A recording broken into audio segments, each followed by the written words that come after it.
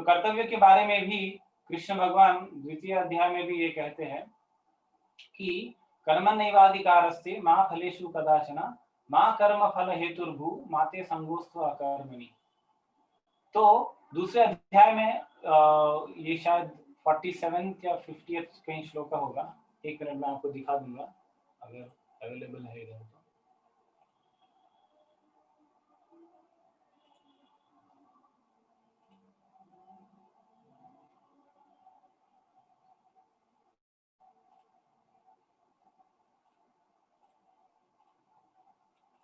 तो ये दूसरे अध्याय का 47वां श्लोक है, कर्मण्येवाधिकारस्ते मा फलेषु कदाचन मा कर्म फल हेतुर्भू माते संगोस्त्व अकर्मणि।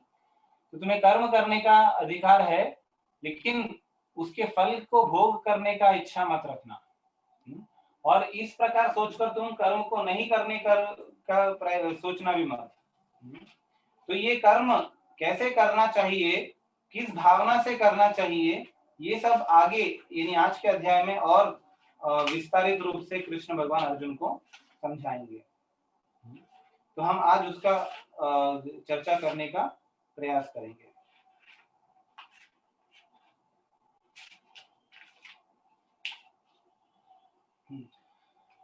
हरे कृष्ण। तो आज हम जो चर्चा करने जा रहे हैं वो तीसरे अध्याय से है।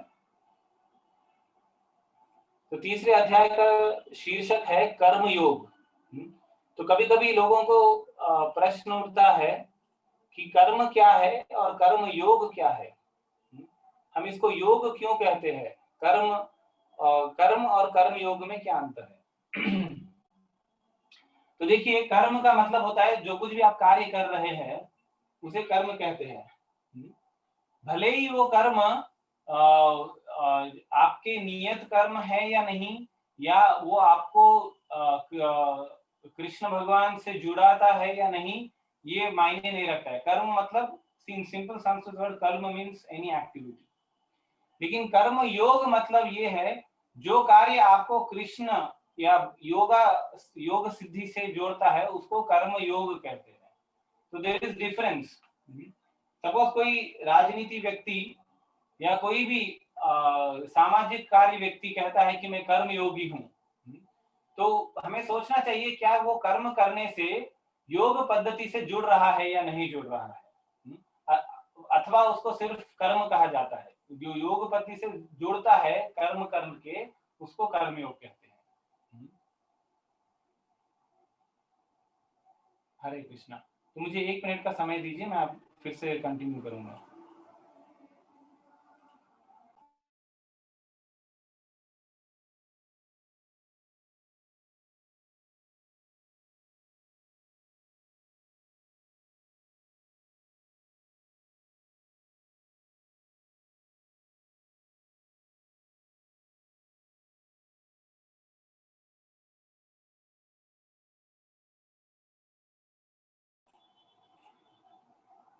हरे कृष्णा।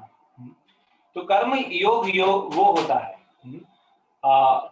उदाहरण के लिए अगर कोई व्यक्ति सफाई कर्मचारी है, अगर वो सिर्फ सफाई करने में लगा है, लेकिन वो सफाई क्या वो कृष्ण भगवान के लिए कर रहा है, तो वो कर्म योगी बन जाता है।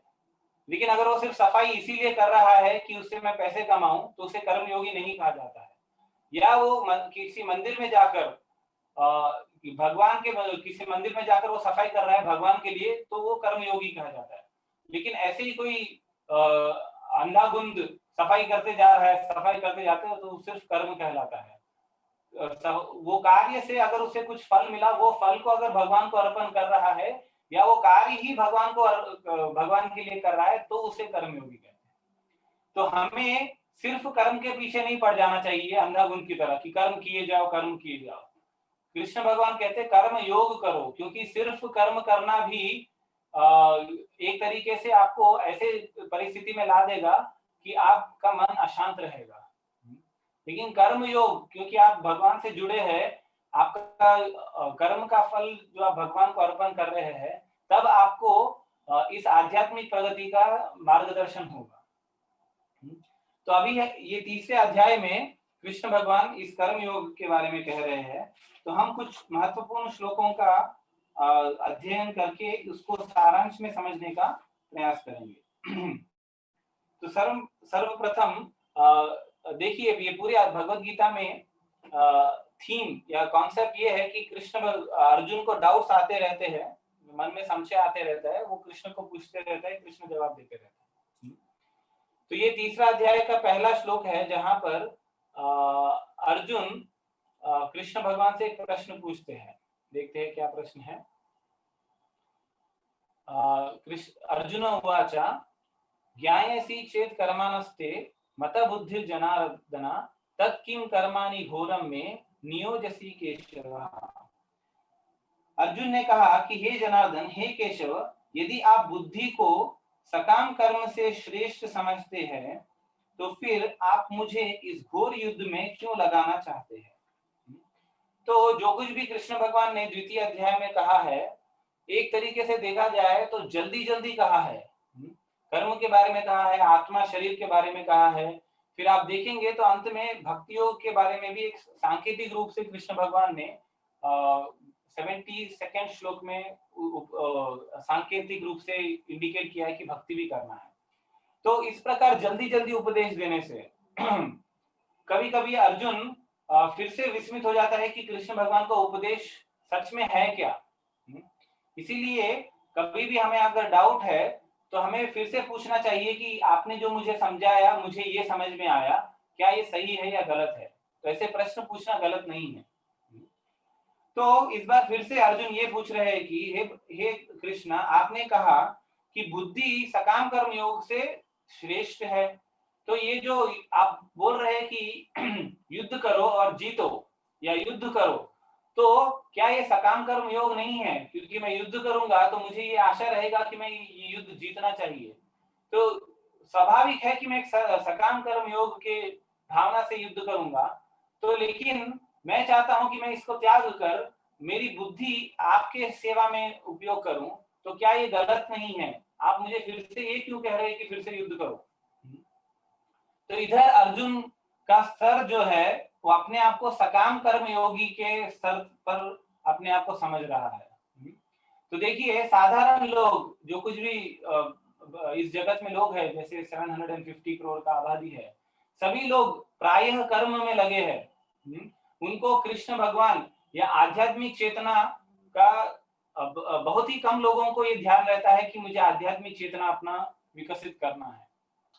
तो सामान्य रूप से आप देखा जाए तो ये सभी लोग कर्म में जुड़े हुए हैं, लेकिन कर्म से ऊपर होता है कर्मयोग। लेकिन ये कर्मयोग के भी दो स्तर होते हैं, सकाम कर्मयोग, निष्काम कर्मयोग। सकाम कर्मयोग क्या है?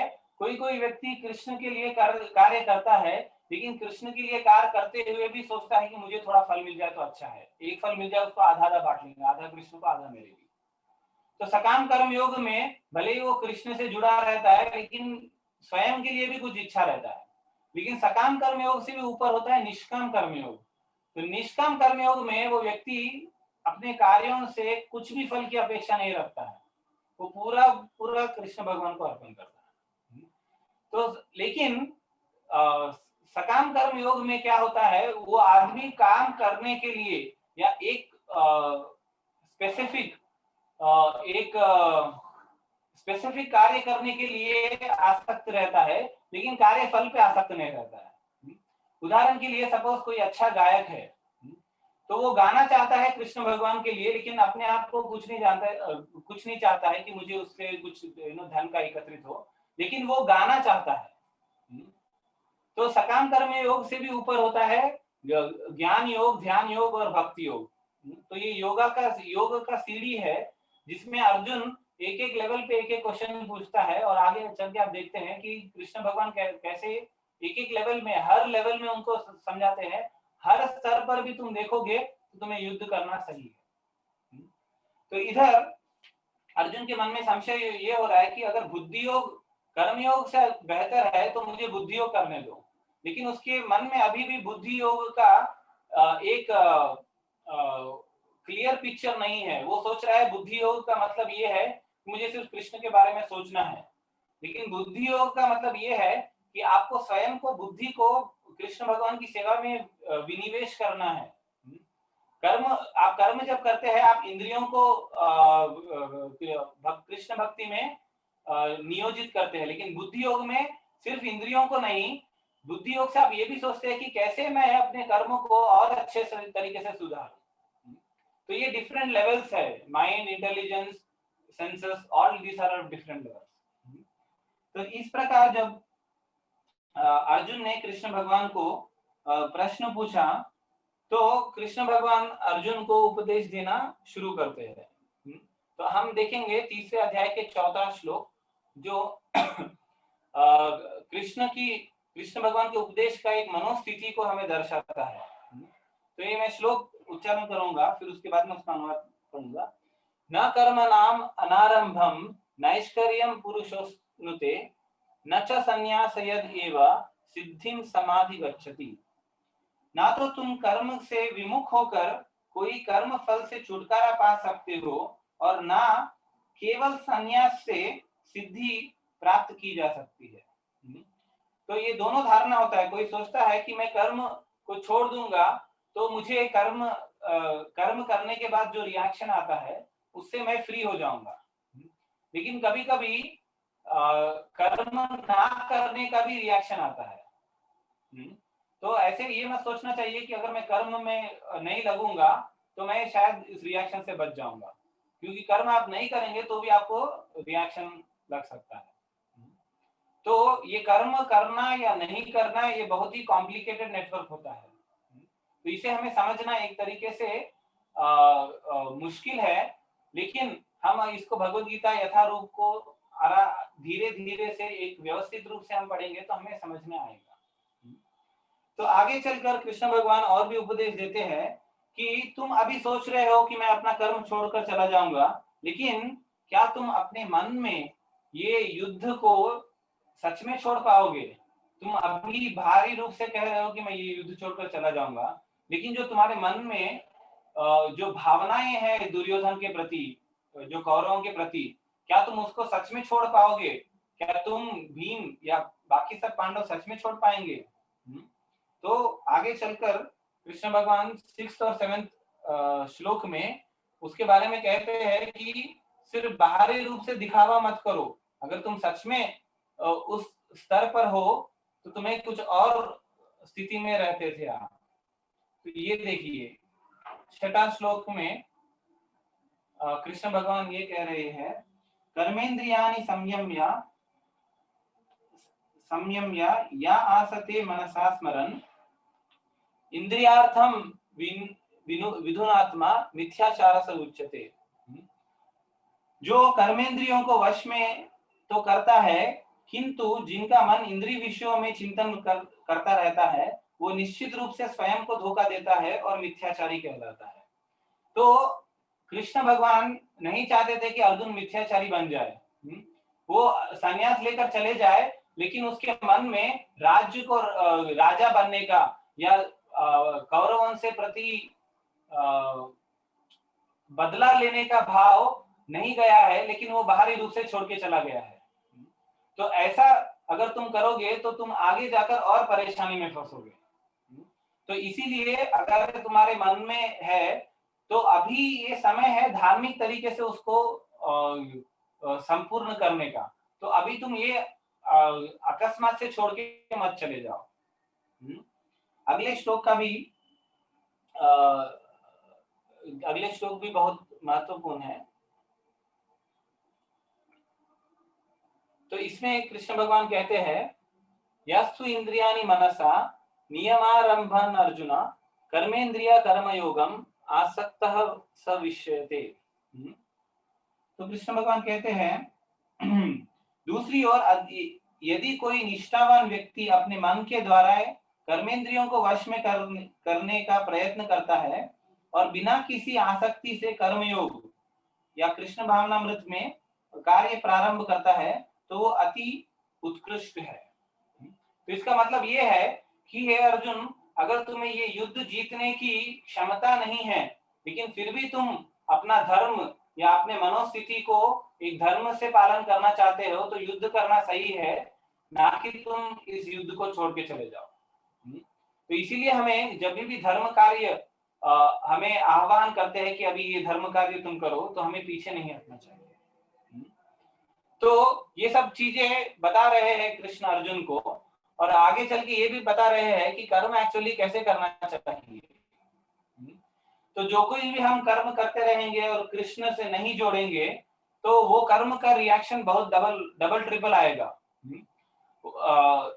देखिए उदाहरण के लिए ट्रैफिक पुलिस आदमी है या पुलिस है, कोई भी पुलिस है, वो पुलिस क्या करता है, एक व्यक्ति को पकड़कर दंड देता है। तो अगर पुलिस किसी चोर को पकड़ता है, दंड देता है, तो पुलिस को क्या मिलता है, एक अवार्ड मिलता है, उसे एक पुरस्कार मिलता है। लेकिन अगर साधारण व्यक्ति किसी को पकड़कर सोचा कि ये अरे ये अधर्मी है, इसको मैं दंड दूंगा, अगर ये वो व्यक्ति साधारण व्यक्ति है, तो वो साधारण व्यक्ति को भी दंड मिलता है किसी को पकड़ के मारने का। लेकिन वो साधारण व्यक्ति कह सकता है कि देखो मैंने तो वही काम किया जो पुलिस करना चाहिए, लेकिन भाई तुम पुलिस नहीं हो। तो कर्मयोग में हमें ये समझना चाहिए कि हमारी योग्यता क्या है और हमारा कार्य क्या है। हर व्यक्ति हर कार्य नहीं करना चाहिए। तो एक नियमित कर्म कृष्ण भगवान ने एक नियमित कर्म दिया है, और उसे करना ही एक व्यक्ति को कृष्ण या कर्म योग में आगे बढ़ा सकता है। और ये कर्म योग अगर तुम निष्काम कर्म योग में की स्थिति में नहीं आए हो, सकाम कर्म योग की स्थिति में भी तुम्हें मुश्किल हो रहा है। सकाम कर्म योग मतलब आप नियमित कर्म कर रहे हैं, कर्म नहीं नियमित कर्म कर रहे हैं। तो नियमित कर्म में भी आपको परेशानी हो रही है, उस स्तर पर तक भी आप नहीं आ पा रहे हैं, आप इंद्रियों के पूरे वश में आ गए हैं और इंद्र तृप्ति के लिए ही पीछे भाग रहे हैं। तो कृष्ण भगवान कहते हैं कि लोअर स्टेज में क्या कर सकते हैं, हायर स्टेज में क्या कर सकते हैं, ये पूरा बताते हैं। तो कृष्ण भगवान कहते हैं सर्वप्रथम अगर तुम पूरी तरीके से निष्काम कर्मयोग में नहीं आ पाए, सकाम कर्मयोग में है, तो सकाम कर्मयोग भी कैसे कर सकते हैं, या दिस इज सकाम कर्मयोग जो है that is minimum level of a human being which is expected from scriptures. हमें शास्त्र ये उपदेश देते हैं कि मनुष्य को कम से कम सकाम कर्मयोग में रहना चाहिए, क्योंकि आप अगर सकाम कर्मयोग में भी नहीं है तो प्रायः समाज में अशांति फैल जाएगी। समाज, आप अगर शास्त्रों के अनुसार जीवन नहीं जिएंगे या नियमित कर्म के अनुसार कर्म नहीं करेंगे, तो समाज में बहुत अशांति फैल जाएगा। उदाहरण के लिए सपोज एक आदमी ने एक बहुत पढ़ाई कर लिया न्यूक्लियर साइंस के बारे में, परमाणु ऊर्जा और परमाणु हथियार कैसे बनाना है बहुत उसने प्रगति कर लिया, लेकिन अगर उसका मन और बुद्धि संयमित नहीं है तो वो क्या करेगा, यही परमाणु ऊर्जा परमाणु हथियारों को बनाकर विदेशों में या किसी को मारने में प्रयोग करेगा। कोई व्यक्ति बहुत ही एजुकेटेड है कंप्यूटर्स में, लेकिन अगर उसको जॉब नहीं मिला, उसको नियमित कर्म में वो व्यवस्थित नहीं हुआ, तो वो क्या करेगा, हैकिंग करेगा, ऑनलाइन पैसा चोरी करेगा। तो ये सब चीजें बहुत ही व्यवस्थित रूप से कृष्ण भगवान कहते हैं कि तुम अपने नियमित कर्म में एक व्यवस्थित रहना चाहिए, और उसके लिए कम से कम एक सकाम कर्मयोग की स्थिति में आना चाहिए। तो सकाम कर्मयोग की स्थिति में कृष्ण भगवान कहते हैं कि कम से कम तुम्हें देवी देवताओं का उपासना सीखना चाहिए। तो आप एक बार 3.13 ओके, क्योंकि अगर आप सकाम कर्मयोग में नहीं निवसित है तो आपके जीवन में सिर्फ पाप ही पाप व्यवस्थित रहेगा। तो तीसरे अध्याय के ये 13वां श्लोक है, इसमें स्पेसिफिक रूप से खाने के बारे में कुछ भगवान कह रहे हैं। यज्ञ शिष्टा सिनः संतो मुच्यन्ते सर्व किल्बिषै भुञ्जते ते अधम पापः ये पचन्ति आत्मकारणः। तो ये कृष्ण भगवान पहले भक्तों के बारे में कुछ कह रहे हैं। वो कह रहे भगवान के भक्त सभी प्रकार के पापों से मुक्त हो जाते हैं, क्योंकि वे यज्ञ में अर्पित किए भोजन को ही खाते हैं। अन्य लोग जो इंद्रिय सुख के लिए भोजन बनाते हैं, वे निश्चित रूप से पाप चढ़ते हैं। तो जब भी हम कोई भी कार्य करते हैं, इधर सिर्फ खाने के बारे में कहा है, कोई भी कार्य आप अपनी इंद्र तृप्ति के लिए करते हैं तो उसमें पाप का एक एलिमेंट रहता है। क्योंकि आप देखिए कोई भी कार्य आप इस जगत में करेंगे वो कहीं ना कहीं किसी ना किसी को कठिनाई पहुंचाता है। आप सोच रहे होंगे कि मैं एक बहुत अच्छा एम्प्लॉय हूँ, मैं बहुत अच्छा मेहनत करके मैं ऊपर आया हूँ, मैंने कोई पाप नहीं किया है, लेकिन आप नहीं जानते हैं आप अच्छा मेहनत करके आप ऊपर जा रहे हैं तो आपने कितने लोगों को नीचे छोड़कर आप जा रहे हैं। जो किसी और का बन सकता है वो आप उनसे छीन कर आप आगे बढ़ते हैं। तो इस जगत में पूरी तरीके से शुद्ध रहना काफी मुश्किल होता है। इसलिए कृष्ण भगवान इधर कहते हैं यज्ञ का जो कुछ भी फल है तुम मुझे अर्पित नहीं करोगे तो तुम्हें पाप लगेगा। तो आगे चलकर भी कृष्ण भगवान एक यज्ञ चक्र के बारे में कहते हैं। तो यज्ञ चक्र क्या है वो मैं संक्षिप्त में बताऊंगा, उसका श्लोक मैं इधर दिखाना बहुत ही समय ले सकता है।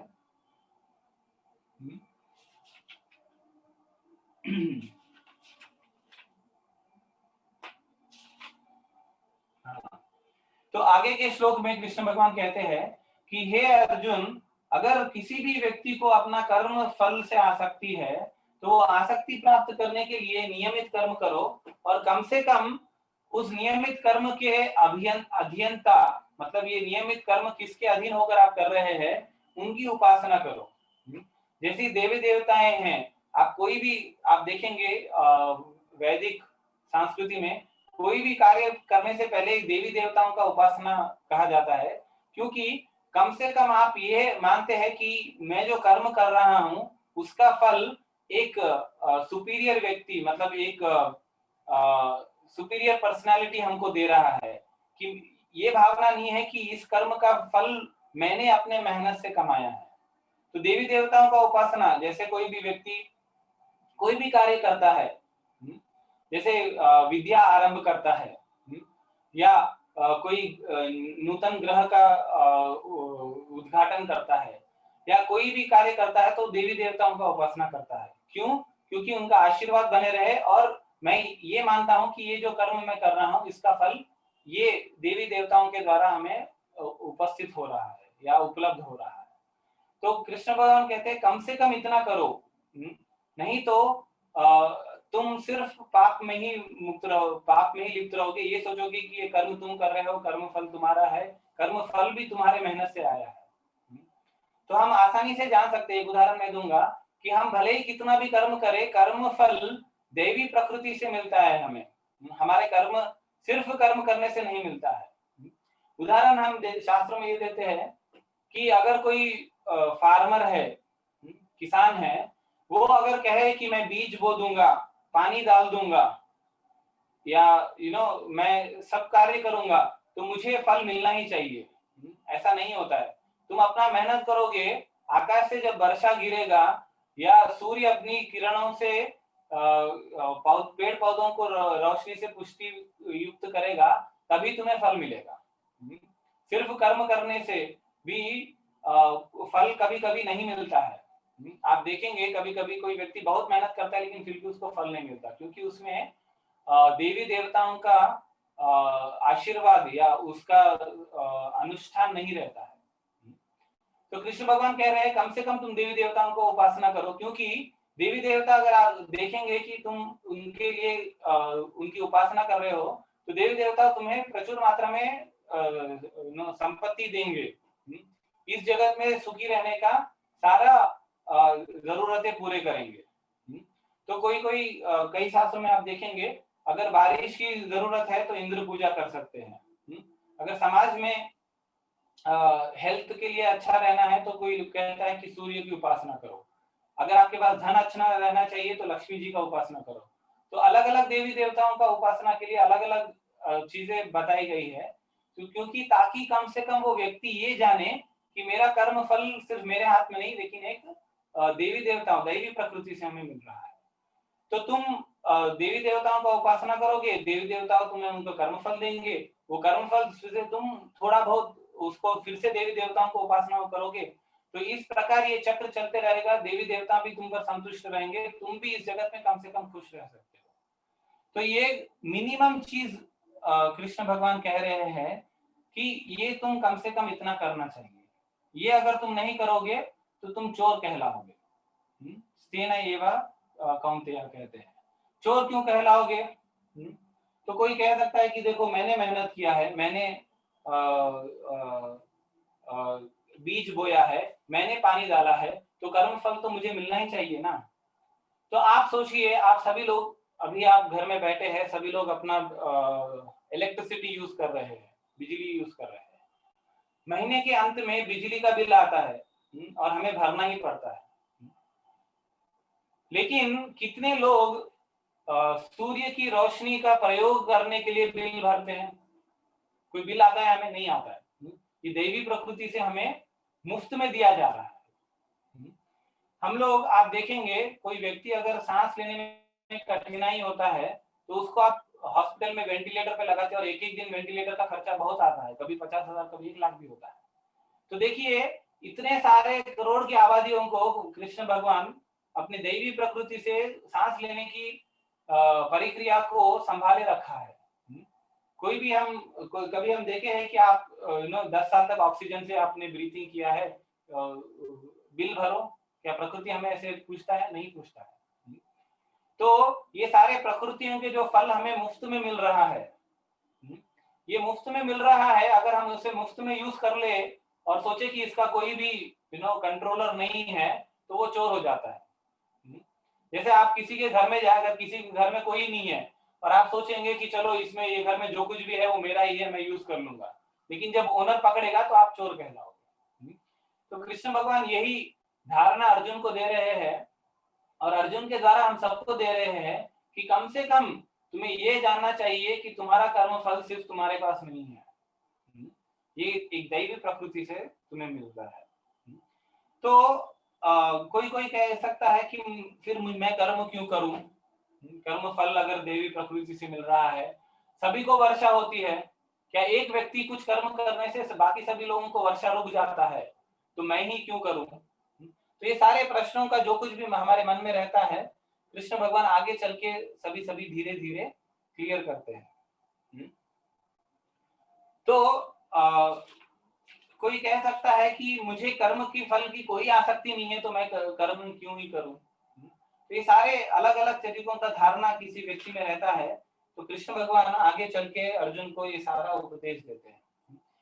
तो कृष्ण भगवान कहते हैं, जो व्यक्ति पूरी तरीके से मुक्त है, लिबरेटेड है, उसको उसकी इंद्रियां इंद्र विषयों से विचलित नहीं होती है। तो आप सब लोग जानते हैं 5 इंद्रियां हैं और इंद्र विषय है, जैसे आंख है, कान है, नाक है, जिह्वा है और त्वचा है। तो हर एक चीज चाहती है कि मुझे बहुत ही अच्छा इंद्र तृप्ति हो। कान चाहते हैं कि हमें बहुत अच्छा म्यूजिक सुनने को मिले, आंख चाहते हैं कि मुझे बहुत अच्छा दृष्टि देखने को मिले, नाक चाहता है कि मुझे अच्छा सुगंध सुनने को मिले, जिह्वा चाहते हैं कि मुझे बहुत ही अच्छा खाना मिले। तो इस प्रकार हर इंद्रिय का एक एक डिमांड रहता है। तो कृष्ण भगवान कहते हैं कि जब तक इंद्रियों का डिमांड जारी है, आप अपने जीवन में खुद इवैल्यूएट कीजिए, सोचिए कि हमारे जीवन में क्या इंद्रियों का डिमांड है कि नहीं। तो कृष्ण भगवान कहते हैं, जब तक तुम्हारे इंद्रियों का डिमांड है, तुम्हें कर्म योग फॉलो करना ही है। तो आप सोचिए, कभी हमें भूख नहीं लगता है, हमें खाने की इच्छा नहीं होती है। तो हर व्यक्ति ऑलमोस्ट ये इंद्र की डिमांडों से लिप्त है।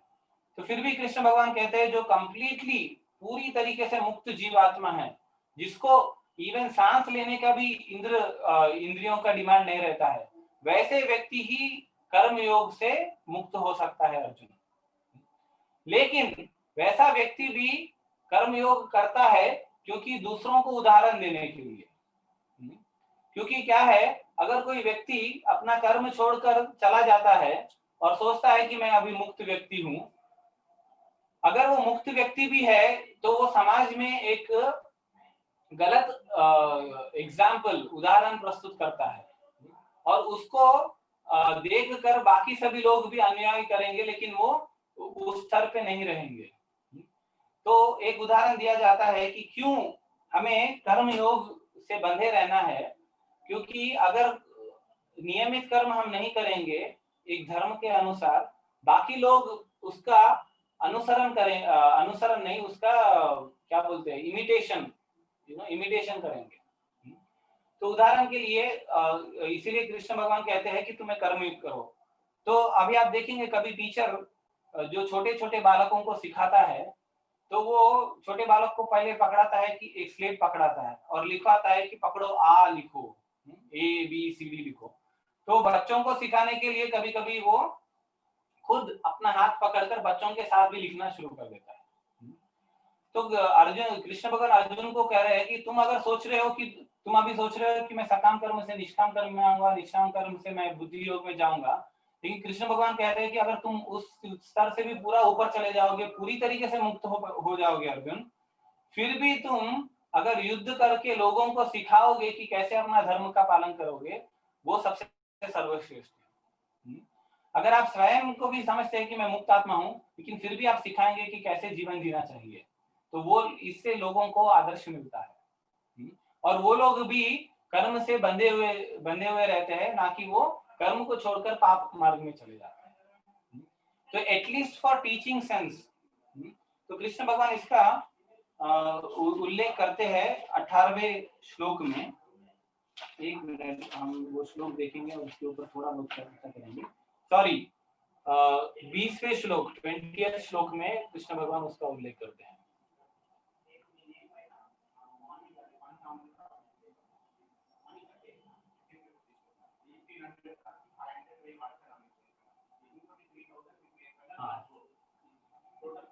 तो ये देखिए, कृष्ण भगवान कहते हैं, कर्मण्यैव हि संसिद्धि आस्थिता जनकादया लोक संग्राममेवापि समाप्यसम कर्तुमर्हसि।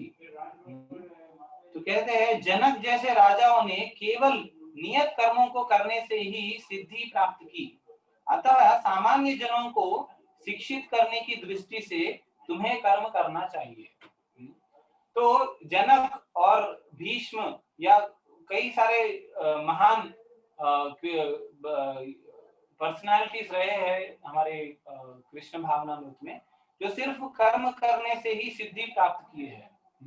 वो संन्यास नहीं लिया, आप देखेंगे जनक महाराज संन्यास नहीं लिए, भीष्म पितामह भी संन्यास नहीं लिए, सिर्फ उन्होंने अपना नियत कर्म किया, उससे उन्होंने सिद्धि प्राप्त की। तो कृष्ण भगवान कह रहे हैं कि ये मत सोचो कि संन्यास लेने से ही तुम सिद्धि प्राप्त करोगे, सिर्फ कर्म, नियत कर्म से जुड़े रहने से भी तुम्हें सिद्धि प्राप्त होगी। और सिर्फ नियत कर्म से जुड़े रहना एक उच्च श्रेणी है, जिससे आप जो संन्यास लेकर चला जाता है उससे भी, संन्यास से भी सिद्धि मिलेगा, ऐसा नहीं कि संन्यास से सिद्धि नहीं मिलेगा, लेकिन सिर्फ कर्म करने से भी सिद्धि मिलेगा। और सिर्फ कर्म करने से और लोगों को उपदेश देना, ये बेहतर स्थिति है संन्यास लेकर चला जाना। तो कृष्ण भगवान ये सिखाना चाहते हैं कि कैसे नियत कर्म करना चाहिए। तो उन्होंने जनक जी का उदाहरण दिया है। और तीसरे अध्याय में हम थोड़ा बहुत आगे बढ़ेंगे, तो 20, 25, 26 श्लोक में भी आप देखेंगे कैसे कृष्ण भगवान कहते हैं कि कर्म से ये फल मिलेगा, कर्म से वो फल मिलेगा, या मैं ये ऐसा कर्म करूंगा, वैसा कर्म करूंगा, ये मत सोचो। जो तुम्हें नियत कर्म दिया जाएगा उसे करने से ही तुम्हें कैसे सिद्धि प्राप्त होती है, ये और भी अच्छे तरीके से समझाया है। तो हम अभी आगे थोड़ा और आगे जाने का प्रयास करेंगे। तो आप अगर देख रहे हैं तो मैं इसको संक्षिप्त में ये श्लोकों का अनुवाद पढ़ना चाहता हूँ। फ्रॉम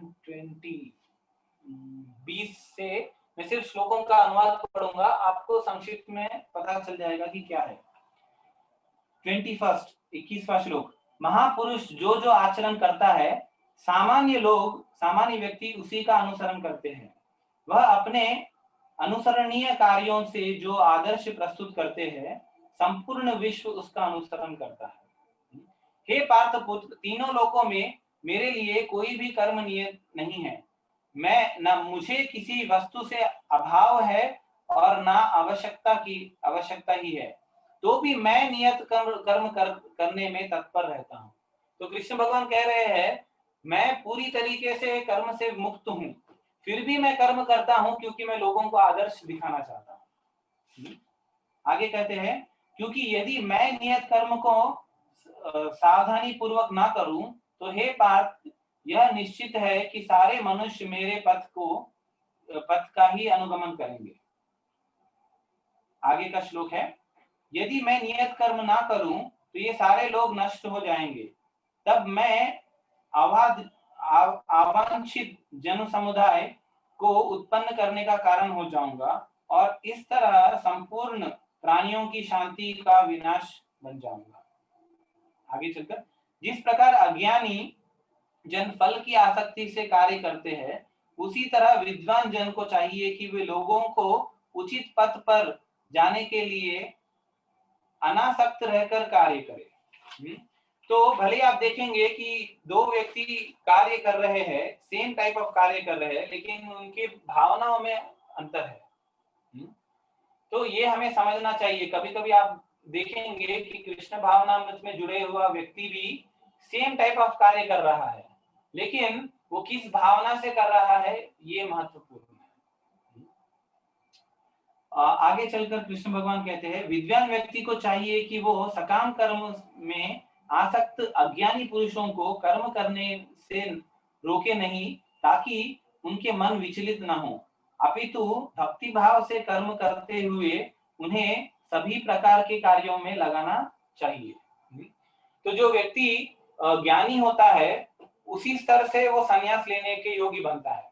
तो जो व्यक्ति ऑलरेडी ज्ञानी है और वो चाहता है कि मैं संन्यास ले लूं, उससे बेहतर है कि तुम अभी ज्ञान में हो और तुम जानते हो कि कौन सा कर्म अच्छा है कौन सा कर्म बुरा है, तो तुम कार्य अपने निजी उदाहरण से लोगों को समझाओ कि कैसे कार्य करना चाहिए। तो ये सारे चीजें हमें समझना चाहिए कि कौन कार्य किसके लिए कर रहा है। अगर कोई टीचर एबीसीडी सिखाता है तो उसका मतलब ये नहीं कि उसका सर भी एबीसीडी का ही है। तो ये हमें समझना चाहिए। तो ये कार्य हे अर्जुन कैसे व्यवस्थित होता है, मैं एक श्लोक दिखाना चाहता हूँ।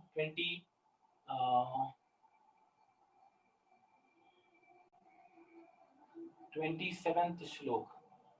हाँ, लेकिन हे अर्जुन तुम ये मत सोचो कि तुम ये कार्य कर रहे हो, ये कार्य करने में तुम्हें प्रकृति का संयोग है। प्रकृति क्रियमाणानि गुणैः कर्माणि सर्वशः अहंकार विमूढ़ात्मा कर्ता हम इति मन्यते। तो मैं इसका भी एक उदाहरण दूंगा। ये भी बहुत ही एक्चुअली गंभीर विषय है कि जो व्यक्ति कर्म करता है वो सोचता है कि मैं कर्म कर रहा हूँ, लेकिन सिर्फ वो इच्छाएं कर रहा है और वो इच्छाओं पर अमल करने का प्रयास कर रहा है, लेकिन एक्चुअल कार्य जो है वो प्रकृति के अनुसार हो रहा है जो 3 गुणों से युक्त है। उदाहरण के लिए आप जानते हैं कोई वुड कटर, लकड़ी काटने वाला व्यक्ति रहता है, तो उसके मन में ये रहता है कि मैं लकड़ी काटूंगा और वो लकड़ी काटने से कार्य जो करूंगा उससे जो पैसा मिलेगा मैं उससे इंद्र तृप्ति करूंगा। तो वो सोचता है कि मैं कार्य कर रहा हूँ, लेकिन वो करता क्या है, वो जाता है एक वृक्ष के पास या ट्री के पास और वो काटना शुरू करता है। कैसे करता है? कुल्हाड़ी से काटता है। तो एक्चुअली ट्री का कटिंग कौन कर रहा है? कुल्हाड़ी कर रहा है या वो व्यक्ति कर रहा है? अगर वो व्यक्ति कर रहा है तो क्या वो कुल्हाड़ी के सहयोग के बिना कर सकता है? नहीं कर सकता। लेकिन वो सोच रहा है कि मैं काट रहा हूँ, लेकिन एक्चुअली वो कुल्हाड़ी काट रहा है, वो सिर्फ कुल्हाड़ी को एनर्जी दे रहा है, ऊर्जा दे रहा है। तो इस प्रकार हम सोचते हैं कि हम बहुत सारा कार्य कर रहे हैं, लेकिन हमारे पीछे जो ऊर्जा है वो एक प्रकृति से आ रहा है। अगर वो प्रकृति से हमें ऊर्जा नहीं मिलता है तो हम भी कार्य नहीं कर पाएंगे। तो उदाहरण के लिए हम देख सकते हैं कभी कभी युवावस्था में हम बहुत सारा कार्य कर लेते हैं, वही व्यक्ति को आप बोलेंगे कि आप वृद्धावस्था में भी वो उठाकर दिखाओ। जैसे हमारे एक हेवी वेट बॉक्सिंग चैंपियन थे, उनका नाम था शायद माइक टाइसन। वो जब युवावस्था में थे तो हेवी वेट बॉक्सिंग चैंपियन के कंपटीशन के चैंपियन थे, लेकिन जब वो वृद्धावस्था में आ गए तो वो हरा नहीं पाए, मतलब वो कोई भी अपना हाथ भी ऐसे उठा नहीं पाए जो ओलंपिक्स का मशाल उठाते हैं इनॉग्रेशन के लिए, वो भी नहीं उठा पाए। तो क्या वो व्यक्ति के पास अभी वो व्यक्ति अगर वो कार्य कर रहा था तो वो व्यक्ति अभी क्यों नहीं कर पाता है? क्योंकि उसको प्रकृति का ऊर्जा नहीं है, उस शक्ति जो शरीर में संचलित होती है वो क्षीण हो जाती है। तो इसीलिए कृष्ण भगवान कहते हैं तुम जो कार्य कर रहे हो वो भी प्रकृति से ही ऊर्जा मिल रहा है, तुम ये सोचो ही मत कि तुम कार्य कर रहे हो। तो इस प्रकार कई सारे श्लोकों से कृष्ण भगवान उनको उपदेश देना चाहते हैं। मैं आगे का एक दो और श्लोक आपको समझाने का प्रयास करूंगा। जीवात्मा अहंकार के प्रभाव में मोहग्रस्त होकर अपने आप को समस्त कर्मों का कर्ता मान बैठता है, जबकि वास्तव में वे प्रकृति के 3 गुणों द्वारा संपन्न किया जाता है। तो ऐसे ही करके कृष्ण भगवान अर्जुन को और भी उपदेश देते रहते हैं और कहते हैं कि कैसे कर्म और कर्म के बंधन से विमुक्ति पा सकते हैं। तो इसमें एक और महत्वपूर्ण चीज कृष्ण भगवान कहते हैं जो 31 श्लोक में इधर दर्शाया गया है। हाँ, तो हम कई सारे कर्म करना चाहते हैं हर व्यक्ति का, जैसे वर्णाश्रम सिस्टम में कहा गया है ब्राह्मण के एक अलग गुण होते हैं, क्षत्रिय के एक अलग गुण होते हैं, वैश्य के अलग गुण होते हैं, शूद्र के अलग गुण होते हैं, उसके अनुसार वो कार्य करना चाहता है। तो ये सिर्फ ब्रॉड कैटेगरी है, जैसे हम कहते हैं कि डॉक्टर एक कैटेगरी है, लेकिन आप डॉक्टर के अंदर जाएंगे, डॉक्टर में भी कई सारे कैटेगरीज रहते हैं, कोई आंख का डॉक्टर रहता है, कोई स्किन का डॉक्टर रहता है, कोई हार्ट का डॉक्टर रहता है। तो इसी प्रकार क्षत्रिय, वैश्य और शूद्र में भी बहुत सारे सब क्लासिफिकेशन रहते हैं, ब्राह्मणस में भी सब क्लासिफिकेशन रहते हैं। तो कृष्ण भगवान कह रहे हैं कि कैसे कर्म करो लेकिन फिर भी तुम्हें कर्म और उसका पाप या उसका रिएक्शन ना मिले। तो आप देखेंगे 31 श्लोक, ये माम मदमितम नित्यम अनुष्ठन्ति मानवः श्रद्धावान नानुसूयन्तो मुच्यते तेपि कर्मभिः। तो कृष्ण भगवान कह रहे हैं इधर 31 श्लोक में, जो व्यक्ति मेरे आदेशों के अनुसार अपना कर्तव्य करते रहता है और ईर्ष्या रहित होकर इस उपदेश का श्रद्धा पूर्वक पालन करता है, वे सकाम कर्मों के बंधन से मुक्त हो जाता है। तो ये इधर इंग्लिश में लिखा है क्योंकि मेरे पास हिंदी इधर नहीं है। तो इसमें कृष्ण भगवान क्लियरली बोल रहे हैं मेरे उपदेशों के अनुसार अगर तुम कार्य करोगे तो तुम सकाम कर्म योग के स्तर से ऊपर उठ सकते हो, और सकाम कर्म योग का जो कुछ भी बंधन है उससे तुम ऊपर उठ सकते हो। तो इस प्रकार हमें समझना चाहिए कि कैसे हम इस कर्म बंधनों से मुक्त हो सकते हैं। तो आगे चलकर कृष्ण भगवान कर्म बंधनों की व्हाट डू यू से लेवल को हिंदी में क्या बोलते हैं मुझे ढूंढना पड़ेगा, कैसे आदमी कर्म के बंधनों से बंधा होता है उसके 3 स्तरों को कृष्ण भगवान इधर कहते हैं। ये भी हमें जानना चाहिए कि कौन कितना कर्म बंधनों से बंधित है। तो इधर 38 श्लोक है, आप अगर देख पाएंगे तो देख सकेंगे। धूमेनाइव रथे वाह्नीर यथा दर्शो मलेन च यथा लोभनौ वर्तो गर्भस तथा तेनेव आर्थवम। इधर अनुवाद में हम देखेंगे, जिस प्रकार अग्नि धुएं से, दर्पण धूल से अथवा भ्रूण गर्भाशय से आवृत होता है, उसी प्रकार जीव आत्मा इस कर्म के विभिन्न मात्राओं से आवरणित होता है। तो इसमें 3 लेवल दिया गया है। फर्स्ट लेवल क्या है, आप कोई भी अग्नि देखेंगे, हम सोच रहे हैं कि हम फायर का फ्लेम देख रहे हैं, लेकिन हर फायर का फ्लेम का एक कवरिंग होता है, जो धूम होता है या स्मोक होता है। तो कभी कभी फायर प्योर रहने के कारण हमें स्मोक दिखाई नहीं देता है, लेकिन स्मोक थोड़ा बहुत रहता है। आप देखेंगे कितना भी आप अग्नि लगाएंगे तो ऊपर थोड़ा ना थोड़ा धुआं आता है, कितना भी हाई क्वालिटी का फ्लेम लगाइए धुआं रहता ही। दूसरा उन्होंने कहा, अगर आप देखेंगे आपके घर में दर्पण है यानी मिरर है, अगर आप उसको कई दिनों से यूज नहीं करेंगे तो उसके ऊपर धूल जम जाता है। तो जब धूल जम जाता है और उसके बाद आप आकर दर्पण का इस्तेमाल करना चाहते हैं, अपने आप को देखना चाहते हैं, तो देख नहीं पाते हैं, लेकिन वो दर्पण को साफ करने के बाद उसका प्रयोग कर सकते हैं। तीसरा है, गर्भ के अंदर जो बच्चा आश्रित होता है उसका कवरिंग गर्भ होता है, माँ का गर्भ होता है। तो बाहर से आप देखेंगे तो कभी कभी हमें ये भी पता नहीं चलता है कि कोई व्यक्ति के गर्भ के अंदर बच्चा है, या हमें दिख भी जाए कि व्यक्ति के अंदर किसी स्त्री के गर्भ में बच्चा है, लेकिन हमें पता ही नहीं चलता है कि वो कौन है या क्या है जब तक उसका जन्म नहीं होता है।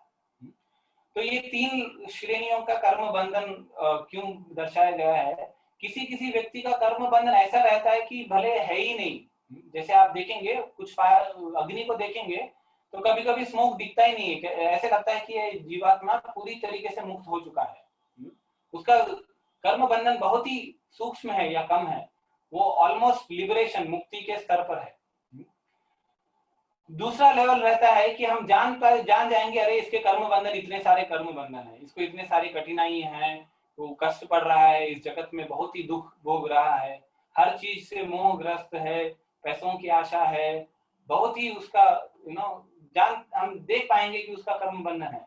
लेकिन कर्म बंधन से वो मुक्ति पा सकता है अगर वो भक्ति योग में जुड़ जाए, या कर्म बंधन सकाम कर्म योग से कम से कम निष्काम कर्म योग तक आए।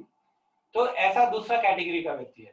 तीसरे कैटेगरी का व्यक्ति ये है जिसका कर्म बंधन इतना बुरा है कि आप उसको जाकर कुछ भी बोलो उसके दिमाग में कुछ भी नहीं घुस सकता है, उसके मन में परिवर्तन लाना असंभव है।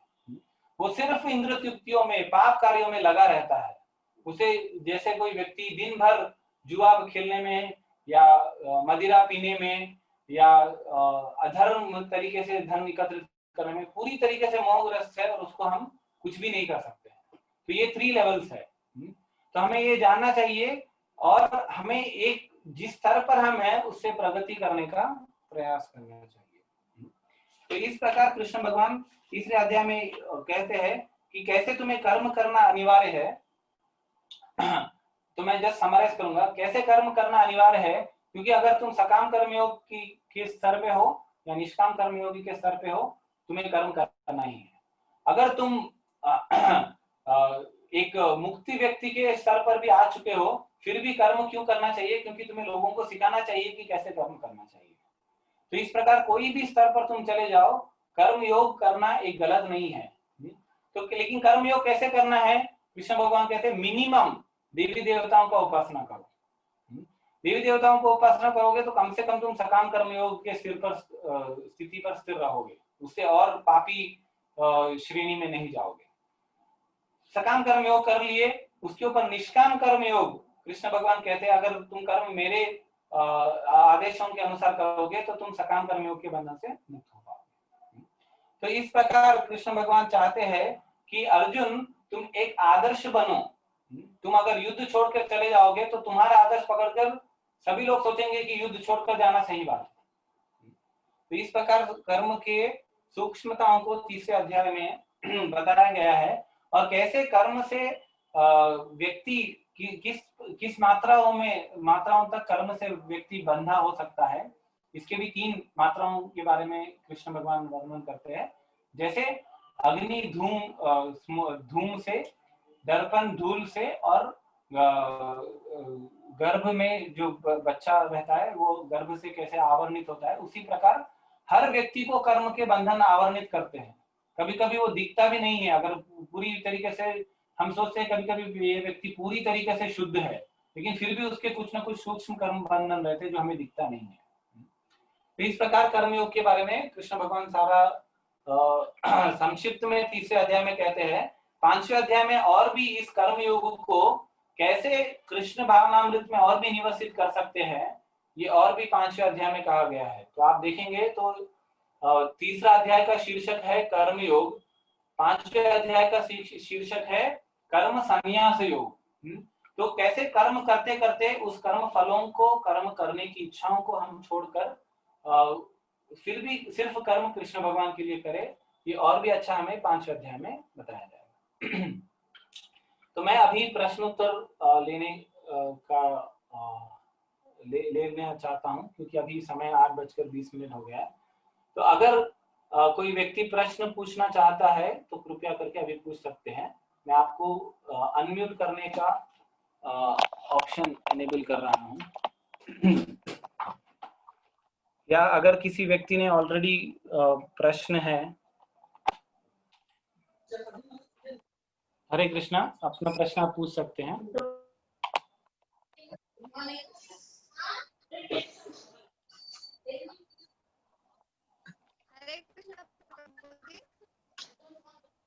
हरे कृष्णा, कौन बोल रहे हैं? हाँ, मैं ज्योति ज्ञानी बात कर रही हूँ प्रभु जी। ओके, बोलिए। हाँ प्रभु जी, अगर हम भगवान श्री कृष्ण के अंश हैं,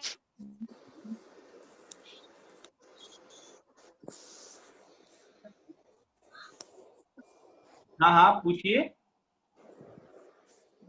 हाँ प्रभु जी, हम लोग अगर भगवान के अंश हैं तो भगवान ने हमें अलग क्यों किया प्रभु जी? क्योंकि हम न इस कर्म बंधन में बनते, न 84 लाख योनियों में चक्कर काटते। ओके, सरस्वती थोड़ा ये दरवाजा बंद कर। हरे कृष्णा। तो जहां तक मैं जानता हूं, आपका प्रश्न ये है कि अगर हम भगवान के अंशज है तो भगवान ने हमें क्यों अपने आप से अलग किया है। तो शास्त्रों में इसका वर्णन है कि भगवान ने जानबूझकर हमें अपने आप से अलग नहीं किया है। हम चाहते थे कि भगवान से अलग रहकर हम इंद्रिय तृप्ति करें। कभी कभी आप देखते हैं कि बच्चा कहता है अपने माँ बाप को, मुझे घर छोड़ के जाना है, बाहर अपने मित्रों के साथ रहकर मैं इंद्रिय तृप्ति करूंगा, मैं घर छोड़ के जा रहा हूँ। तो माता पिता कहते हैं कि देखो, घर छोड़ के मत जाओ, तुम कहाँ रहोगे, कहाँ करोगे, ये सब कठिनाइयों का सामना करना पड़ेगा, तुम मत जाओ। लेकिन फिर भी कभी कभी छोटा बच्चा या उसका बेटा सोचता है कि नहीं, मैं पिताजी को छोड़कर ही मैं खुश रह सकता हूँ, और वो बहुत ही स्ट्रांग हो जाता है। वो सोचता है कि नहीं, मुझे मेरे माता पिता को छोड़ना ही है। तो वो छोड़कर जाता है, लेकिन माता पिता छोड़ने का अनुमति या छोड़ देते हैं, क्यों छोड़ देते हैं? चलो ये सबक सीखकर वापस आएगा। तो इसी प्रकार कृष्ण भगवान ने हमें जानबूझकर इधर नहीं डाला है। हर व्यक्ति की, आप अपने जीवन में, या मैं आप ही को नहीं, सभी लोगों को कह रहा हूँ, सभी लोग सोचिए, हर व्यक्ति में एक इच्छा होता है कि मैं इंद्रिय तृप्ति करूं, या भगवान से अलग रहकर मैं अपने जीवन बिताऊं, या मुझे बहुत सारा इंद्रिय तृप्ति करना है। ऐसी भावनाएं हैं, इसीलिए हम इस जगत में आए हैं। तो ये भगवान की गलती नहीं है, ये हमारी गलती है कि हमने सोचा कि हम भगवान को छोड़कर खुश रहेंगे। तो कोई कहता है कि ये तो मुझे याद नहीं है। कोई कह सकता है कि मैं अभी सडनली, मैं तो अभी भगवान का बहुत ही अच्छा भक्त हूँ। तो भगवान चाहते हैं कि हम भगवान के अच्छे भक्त बन जाए और फिर से हम भगवान की भक्ति में जुड़ जाए, भगवान के निजी हमारे रिश्ते में जुड़ जाए। तो ये थोड़ा प्रक्रिया है, ये समय लगेगा। उदाहरण के लिए कोई पूछ सकता है कि मैंने क्या गलती किया, मुझे पता नहीं, फिर भी मुझे क्यों पनिशमेंट मिल रहा है। कोई कह सकता है भगवान मुझे क्यों पनिशमेंट दे रहा है, भगवान गलत है। तो ये सब धारणाएं जो है, धीरे धीरे आपको पता चलेगा कि कैसे हमारी चेतना में कैसे इच्छाएं हैं, ये हमें स्वयं से ढूंढना अच्छा है। एक उदाहरण मैं देना चाहता हूँ। अगर आप किसी स्कूल में जाए, ये मैं जब स्कूल में पढ़ता था तब का प्रक्रिया है, कोई भी अगर बच्चा गलती करता है या क्लास में गड़बड़ करता है तो टीचर उससे बाहर पनिशमेंट के लिए खड़ा कर देती थी, नील डाउन बोल के ऐसे खड़ा कर देती थी। तो हम अगर देखेंगे किसी बच्चे को, कोई बच्चा क्लास के बाहर नील डाउन कर रहा है, इसका मतलब यही है कि वो कुछ ना कुछ गलती किया है अंदर, क्लास के अंदर, वरना टीचर उसे बाहर जाकर नील डाउन करने का पनिशमेंट नहीं देती है। तो इसी प्रकार इस जगत में हम आए हैं, सभी लोग कुछ ना कुछ दुख भोग रहे हैं। तो भगवान जानबूझकर किसी को पनिशमेंट नहीं देता है, भगवान किसी का दुश्मन नहीं है। तो अगर पनिशमेंट किसी को मिल रहा है, इस जगत में सभी को मिल रहा है पनिशमेंट, सभी को कुछ ना कुछ दुख है, इसका मतलब ये है कि हमने कुछ गलत किया है। ये गलती सुधारने का अवसर सिर्फ मनुष्य योनियों में है, मनुष्य जाति में। तो आई hope this answers your question. मैं आशा करता हूँ कि ये आपके प्रश्न के जवाब। हरे कृष्ण जी। हरे कृष्णा प्रभु जी। हरे कृष्णा प्रभु जी, मैं आपको ये पूछना चाह रहा था कि प्रभु जी, जैसे आपने बताया कि हम कोई कार्य करते हैं। हेलो। हाँ। जैसे आपने बताया कि हम जो कार्य करते हैं उसमें प्रकृति का सबसे ज्यादा योगदान होता है। आप जैसे बता रहे कि हम कोई कार्य करते हैं तो लोग बोलते हैं कि ये मैंने किया, ये मैंने किया, तो आप बता रहे कि प्रकृति जैसे उसको पूरा सहमति देती है कि ये आप करिए। प्रकृति इन द सेंस मेरी नजर में श्री कृष्ण है, तो हमें प्रकृति जैसे कृष्ण के अधीन चल रही है। हाँ वही प्रभु जी, जैसे ऊपर से हमको ऑर्डर मिलता है ये करने, हाँ ठीक है। जब प्रभु जी हम कोई अगर जैसे पाप करते हैं, कोई अपन किसी की हत्या कर दी है, तो वो भी तो प्रभु जी हमें ऊपर से ऑर्डर ही मिल रहा है ना। हाँ हाँ करेक्ट। तो प्रभु जी इसमें पापी कहाँ से है, आप बताइए थोड़ा। ओके देखिए वो कार्य करने का, जैसे मैंने उदाहरण दिया था इसमें, एक व्यक्ति जो पेड़ काटता है, कुल्हाड़ी पकड़कर पेड़ काटता है, वो कुल्हाड़ी व्हाट यू से एक्स, इंग्लिश में एक्स, तो वो एक्स स्वयं से तो पेड़ को नहीं काट दिया ना। अगर हम सोचेंगे कि एक्स ने पेड़ को काटा है तो सिर्फ एक्स भी पेड़ को नहीं काट सकता ना, जब तक कोई व्यक्ति उसे पकड़कर उसे कुल्हाड़ी मारे नहीं। तो इस प्रकार ये जीवात्मा और प्रकृति का तालमेल है। लेकिन प्रकृति एक प्राण नहीं है, प्रकृति डजंट हैव लाइफ। आप देखेंगे कुल्हाड़ी में जीवित शक्ति नहीं है, तो इसीलिए कोई भी कार्य करता है तो उसका फल जीवित व्यक्ति को मिलता है, वो प्रकृति को नहीं मिलता है। ओके, लेकिन आप एक और चीज ध्यान दीजिए, जो कोई भी व्यक्ति कार्य करता है उसके मन में संकल्प या इच्छा वो जीवात्मा करता है। प्रकृति उसको सहयोग देता है कि ये सारा चीज हो जाए। अगर कोई फार्मर, कोई किसान बीज बोता है तो उसको प्रकृति सहायता देती है, पानी सींचना, सूर्य की प्रकाश देना, तब जाके उसको फल मिलता है। तो प्रकृति, अगर कोई किसान बीज ही नहीं डालता है तो उसको फल कहाँ से मिलेगा? करेक्ट। तो फल तभी मिलता है जिस प्रकार का बीज हम बोएंगे, भले ही प्रकृति पूरा सहयोग देगी। अगर देखिए आपके पास आम का बगीचा है और किसी के पास नींबू का बगीचा है, आप बोलेंगे अरे वही सूर्य का प्रकाश है, वही बारिश है, वही धरती है, सब कुछ सेम है, लेकिन मुझे आम, मीठा आम क्यों मिला और उसको खट्टा नींबू क्यों मिला? क्योंकि तुमने बीज आम का बोया तो तुम्हें आम का फल मिला, उसने बीज बोया नींबू का तो उसको नींबू मिला। तो प्रकृति सबको सहायता देती है। इसका मतलब ये नहीं कि अच्छे कर्म और बुरे कर्म का भी दोष प्रकृति को दिया जाए। वो व्यक्ति को दोष देना चाहिए जो दोष या क्रेडिट, दोष या क्रेडिट उसको देना चाहिए जिस प्रकार का बीज उसने बोया है। I hope this answers your question. Krishna Prabhu ji, Hare Krishna Prabhu. Hare Prabhu Krishna. जी, अच्छे काम करना, अच्छे लोगों के साथ बुरा क्यों है प्रभु जी? ओके, तो प्रश्न ये होता है कि अच्छे लोगों के साथ बुरा क्यों होता है? तो देखिए, जो अच्छा है जो बुरा है इसका कैलकुलेशन हम एक सीमित समय तक ही करते हैं। उसका जीवन के पूरे दृष्टिकोण को हम नहीं जान पाते हैं कि ये सच में कितना अच्छा है और सच में कितना बुरा है। कभी कभी हम सोचते हैं कि हम बहुत अच्छे हैं और हमारे साथ खराब हो रहा है, लेकिन हम ये नहीं जानते हैं कि हमारे पूर्व जन्म में कितना हमारा क्रेडिट है, कितना अच्छा कार्य हमने किया है, हम स्वयं नहीं जानते हैं। तो देखिए, जो कर्म का मेंटेन करता है रिकॉर्ड, भले उसे आप चित्रगुप्त कहे या यमधर्मराज कहे या अल्टीमेटली कृष्ण भगवान कहे, वो कोई गलती नहीं करता है कि किसको कितना कैसा कर्म देना है। हम ये हमारी धारणा रहते है कि ये व्यक्ति अच्छा है, ये व्यक्ति बुरा है, लेकिन हमारे से जो दैवी प्रकृति है, जो दैवी प्रकृति इन देवी देवताओं के अधीन है या कृष्ण भगवान के अधीन है, वो लोग अच्छा जानते हैं कि इसका क्या कर्म है। तो हम सिर्फ ये सोचते हैं कि अरे पिछले 10 साल में कुछ गलत काम नहीं किया, या इस जीवन में ज्यादा से ज्यादा आप कह सकते हैं कि इसने अच्छा काम किया है, लेकिन उसके जन्म में उसका क्या कर्म है हम नहीं जानते। तो जैसे अगर उदाहरण के लिए मैं कह रहा हूं, कोई चोर है, चोरी करते समय उसने काला कपड़ा पहन लिया, काला मास्क पहन लिया, सब कुछ पहन लिया, लेकिन पकड़े जाने के बाद जब न्यायाधीश के सामने लेकर आया वो किसी और कपड़े में था, क्या चोर कह सकता है अरे भाई मैं चोरी करते समय वो कपड़े में था, अब मैं ये कपड़े में हूं, मुझे छोड़ दो? तो इसी प्रकार जैसे मैंने दूसरे अध्याय में कहा है कि शरीर एक कपड़े की तरह है आत्मा में। पिछले जन्म में हमने कौन सा कार्य किया, क्या उसका पूरा भुगतान हुआ है, हम नहीं जानते। तो इसीलिए हमें ये धारणा थोड़ा हमें अपना बदलना चाहिए कि ये व्यक्ति अच्छा है, ये व्यक्ति बुरा है, सिर्फ इस जन्म में देखकर हम नहीं कह सकते।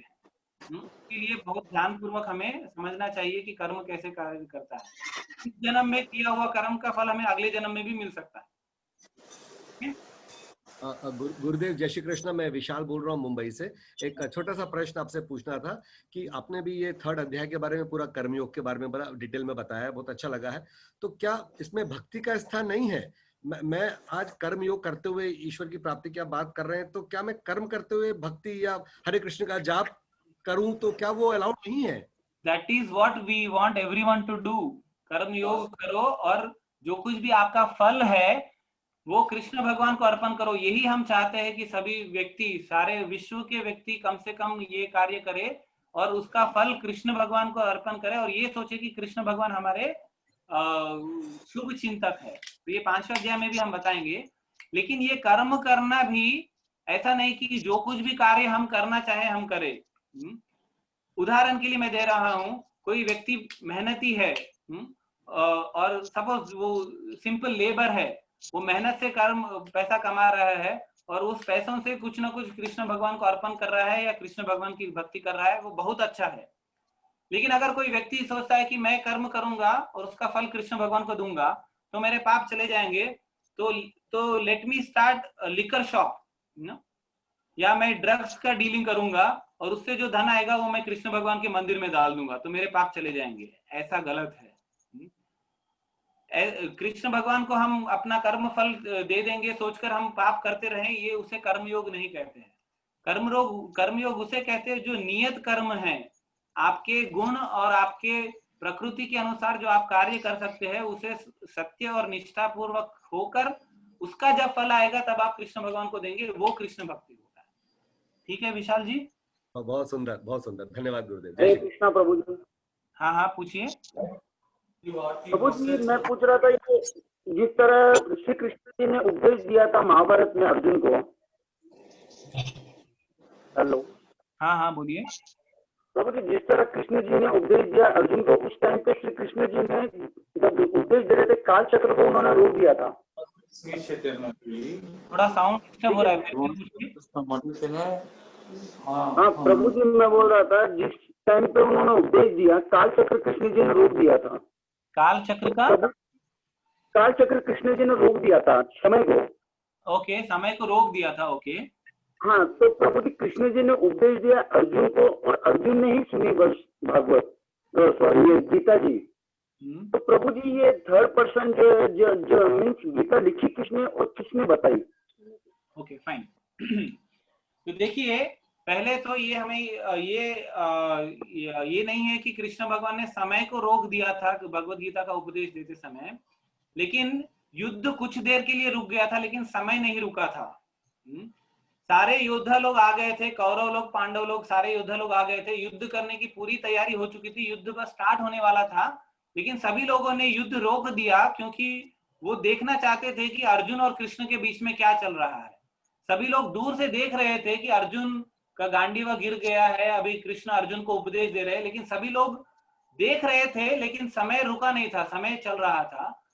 समय कब रुक गया था? जब अर्जुन अपने आप को अग्निदाह करने का प्रयास कर रहे थे, जयद्रथ को मारने में असंभव रहने के समय, कुछ समय के लिए कृष्ण भगवान ने लोगों को विस्मित कर समय रोकने जैसा एक अनुभव करवाया था, तो वो अलग है। दूसरा चीज ये है कि अगर कृष्ण भगवान जो अर्जुन को उपदेश दे रहे हैं सिर्फ अर्जुन ने सुना तो बाद में हमें कैसे पता चला? तो ये हमें ये जानना चाहिए कि वेद व्यास जी जो थे, जो वेदों के रचयिता थे, वो सर्वज्ञ थे। वो एक जगह पर बैठकर भी सारे काल में, पूर्व काल में क्या क्या लोगों के ज्ञान, कृष्ण भगवान ने क्या क्या ज्ञान दिया, वो सभी लोगों के ज्ञाता है। 15वें अध्याय में भी आप देखेंगे कृष्ण भगवान कहते हैं कि इस वेदों के रचयिता करने के लिए मैंने स्वयं ये शक्ति वेद व्यास जी को दिया है। तो कृष्ण का कृष्ण की एक लिटरेरी इनकारनेशन इंग्लिश में कहते हैं, हिंदी में लिखित, I don't know, I can't use that word, literary incarnation. तो व्यास देव जी जो है कृष्ण के शक्ति के द्वारा ही ये सारे वेदों का रचयिता है, और उसी प्रकार महाभारत के रचयिता है।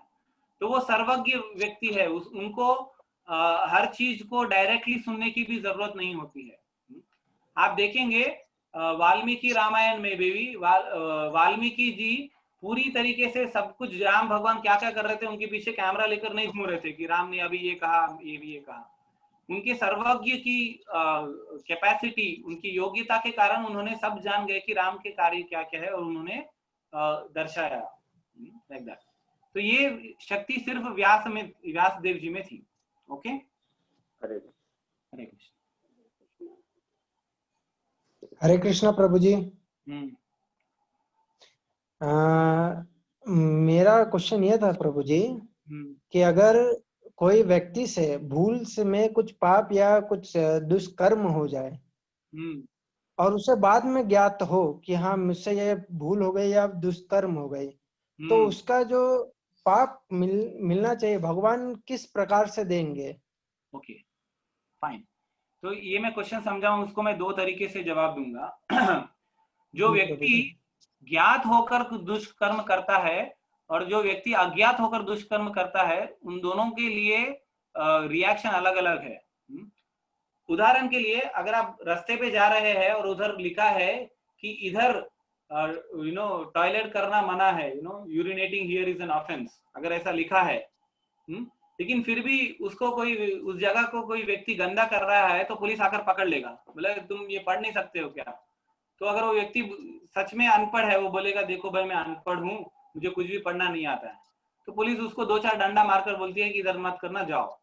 लेकिन अगर कोई व्यक्ति पढ़ा लिखा है फिर भी वो कर रहा है, पुलिस पकड़ लेगा, वो समझ जाएगा अरे ये पढ़ा लिखा व्यक्ति है, वो पढ़ सकता है कि इधर गलत काम करना गलत है, फिर भी वो करता है, तो उसको पकड़ के और 4 डंडे मारता है। तो अज्ञान से जो गलती हुआ उसका पनिशमेंट थोड़ा मिलता है, ज्ञान से जानपूर्वक जो गलती करता है उसका पनिशमेंट उससे ज्यादा होता है डेफिनेटली। तो लेकिन जो व्यक्ति अज्ञान में कुछ गलती कर देता है, बाद में समझ जाता है कि मेरे से गलती हुआ है और गलती होने का मान लेता है, तो उसको और भी कम पनिशमेंट मिलता है।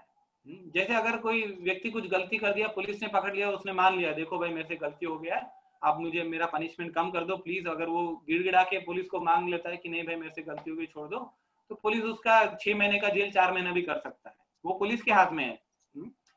तो अज्ञानी व्यक्ति का गलती को भी पनिशमेंट मिलता है, लेकिन उसके स्तर अलग है।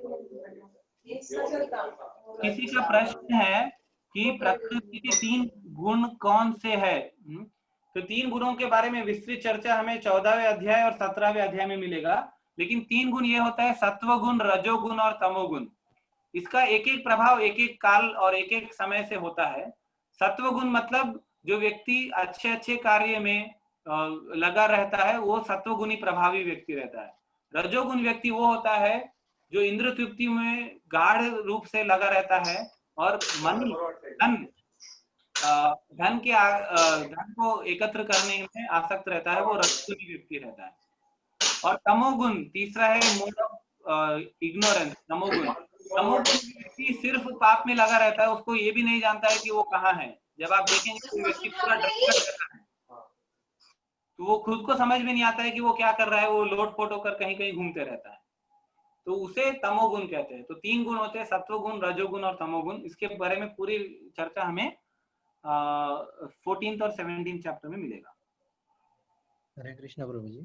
प्रभु जी, माता जो दुर्गा माता बोलते हैं हम लोग या महाकाली बोलते हैं, वो भी जो है इक्वल टू कृष्णा है या फिर उनका ही एक क्रिएशन है? ओके, या फिर शिव? प्रभु जी मेरा एक प्रश्न है। एक मिनट मैं ये ले लूंगा प्रश्न, फिर आपके पास। तो शास्त्रों में ये वर्णन है कि दुर्गा देवी कृष्ण भगवान की छाया स्वरूप है, शक्ति, दुर्गा कृष्ण भगवान की शक्ति की छाया स्वरूप है। जैसे अगर आप चल रहे हैं कहीं पे, तो आपका छाया भी आपके साथ चलेगा, राइट? तो उसी प्रकार जैसे जैसे कृष्ण भगवान बोलेंगे कि ऐसा सृष्टि करो, ऐसा सृष्टि करो, दुर्गा माता एग्जैक्टली वैसे करती है। तीन गुणों के प्रभाव और उनके इन्फ्लुएंस को प्रकाशित करो इस जीवों में, तो दुर्गा देवी एग्जैक्टली वैसे करती है। तो भले ही ऐसे प्रतीत होता है कोई कोई शास्त्रों में कि ये दुर्गा देवी कर रही है, लेकिन आप संहिताओं में या पुराणों में देखेंगे तो उसमें अच्छा आपको वर्णन मिलेगा कैसे दुर्गा देवी को ये करने का प्रेरणा या उपदेश कृष्ण भगवान दे रहे हैं। जैसे कृष्ण भगवान जैसे एक एक कदम लेते हैं, जैसे छाया पीछे, हम एक एक कदम लेते हैं तो छाया कैसे पीछे पीछे आती है, वैसे वैसे कृष्ण भगवान जैसे जैसे बोलते हैं सृष्टि करो, दुर्गा देवी के शक्ति के अनुसार वो होता है। तो हमें ये समझना अच्छा है। आगे चलकर भी कृष्ण भगवान इसका उल्लेख करते हैं, दैवी हेश गुणमयी मम माया दुरत्यया मामे वाये प्रपद्यन्ते माया में ताम तरन्ते। ये दुर्गा जो माया का स्वरूप है वो मेरे ही अधीन है और मैं जैसे बोलता हूँ वो करती है। ओके प्रभु जी, वेद व्यास कौन थे? क्या वे कृष्ण भगवान के शुद्ध भक्त थे? ओके, वेद व्यास जो थे पराशर मुनि और सत्यवती के पुत्र थे, और वेद व्यास जी का जन्म एक पुरुष और स्त्री के संभोग से नहीं हुआ है, एक दिव्य अरेंजमेंट व्यवस्था के अनुसार जब पराशर मुनि सत्यवती को देखे थे तब उनका जन्म हुआ था।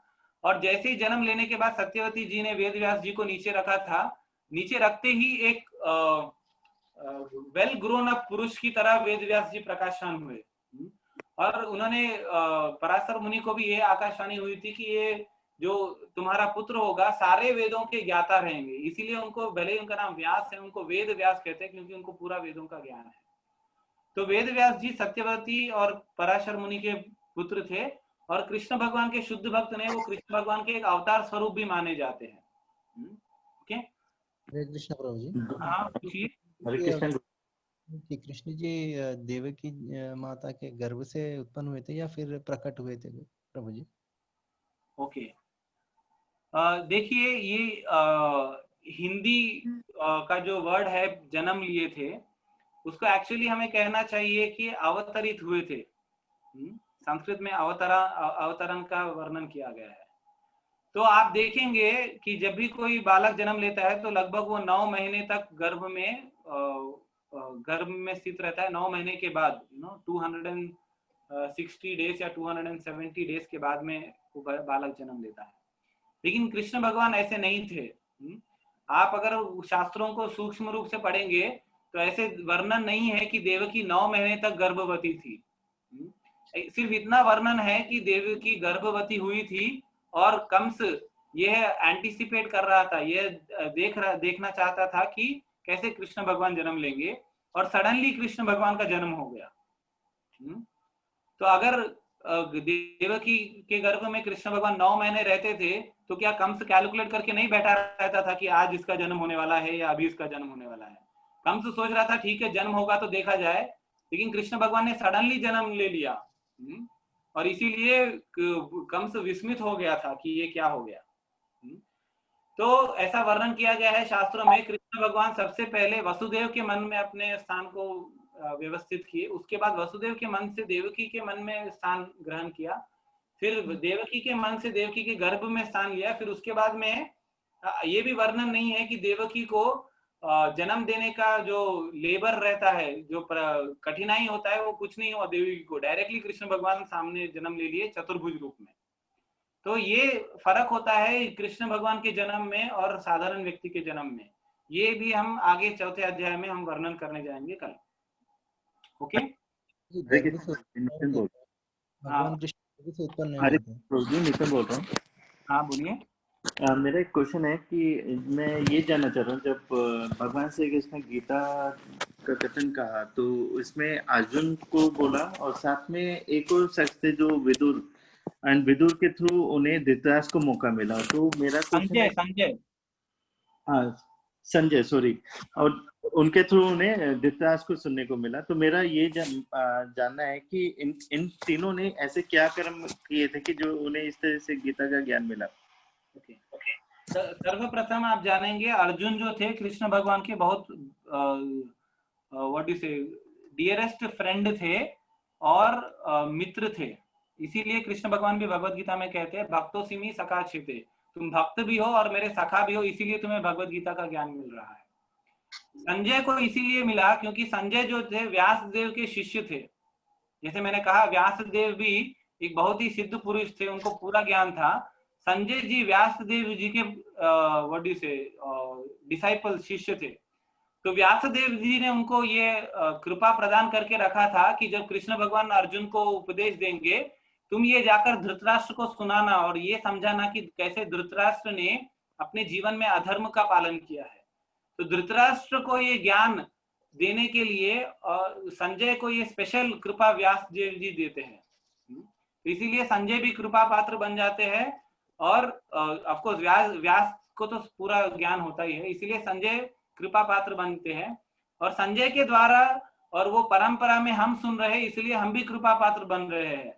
ये भगवत गीता का ज्ञान हमें भी मिल रहा है क्योंकि व्यासदेव की कृपा हम पर भी है। व्यासदेव ने स्वयं इसे लिखित रूप में दिया है हमको, इसलिए हम भी व्यासदेव की कृपा पात्र बन सकते हैं अगर हम भगवत गीता को अच्छे से समझेंगे। ओके प्रभु जी यस जब गीता का ज्ञान जब अर्जुन को मिला तो अर्जुन चेंज हो गए, तो यही ज्ञान जो है धृतराष्ट्र को भी मिला, फिर क्यों वो चेंज नहीं हुए? हाँ, क्यों वो चेंज नहीं हुए? Okay, very good question. तो देखिए आप जब किसान जब बीज बोता है, बंजर भूमि में अगर वो बीज बोता है तो उसका फल मिलता है? मिलता है? बोलिए। नहीं मिलता है। लेकिन अगर आप वही स्फुरित धरती पर बीज बोएंगे तो उसका फल मिलता है, पौधा उगता है, फूल आते हैं, फल आते हैं।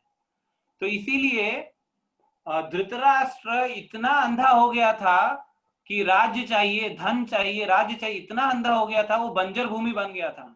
इतना ज्ञान मिला उसको संजय के द्वारा, लेकिन फिर भी वो उसके मन में वो जो बीज बोने के बाद जो फल मिलता है वो स्फुरित नहीं हुआ। लेकिन आप देखेंगे धृतराष्ट्र युद्ध खत्म होने के बाद भी राज्य में बैठा रहता था राजा की तरह। लेकिन जब फाइनली विदुर आकर उसको बहुत जोर तरीके से उसको धक्का देता है कि अबे तू कुत्ते की तरह जी रहा है, वही भीम जो तेरे 100 बच्चों को मारा है उसका उच्छिष्ट तू खा के जी रहा है, तू कुत्ते की तरह जी रहा है। तो तब जाकर उसके मन में क्लिक होता है कि अभी बस छोड़ दो भाई, चलो चलो निकलो। तो कोई कोई व्यक्ति को एक बार समझाने से समझ जाता है, वो बुद्धिमान व्यक्ति है।